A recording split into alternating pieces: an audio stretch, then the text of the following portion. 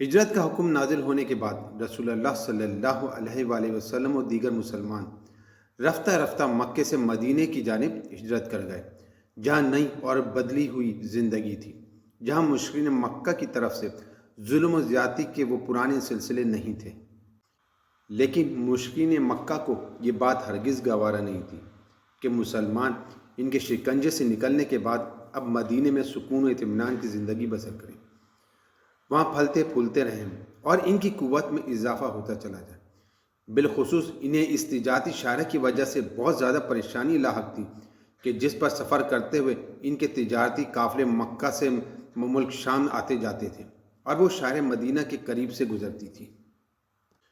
چنانچہ ایسے ہی حالات میں ہجرت کے بعد دوسرے ہی سال مشرکین مکہ کی جانب سے مسلمانوں کے خلاف مسلسل یلغار کے سلسلے شروع ہو گئے۔ نیز مشرکین مکہ کے علاوہ دیگر بہت سے مشرک قبائل اور اس طرح یہودیوں کے ساتھ بھی وقتاً فوقتاً مسلح تصادم کی نوبت آتی رہی اور یوں غزوات کا سلسلہ چلتا رہا۔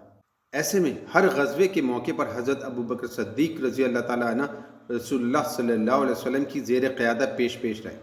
شجاعت و بہادری کے بے مثال کارناموں کے علاوہ مزید یہ کہ رسول اللہ صلی اللہ علیہ وسلم کی خدمت، پاسبانی اور معاشرت کے فرائض بھی سر انجام دیتے رہے۔ غزیہ کے سفر ہو یا حضر، امن ہو یا جنگ، ہمیشہ ہر موقع پر حضرت ابوبکر صدیق رضی اللہ تعالیٰ عنہ رسول اللہ صلی اللہ علیہ وسلم کے ہمراہ رہے۔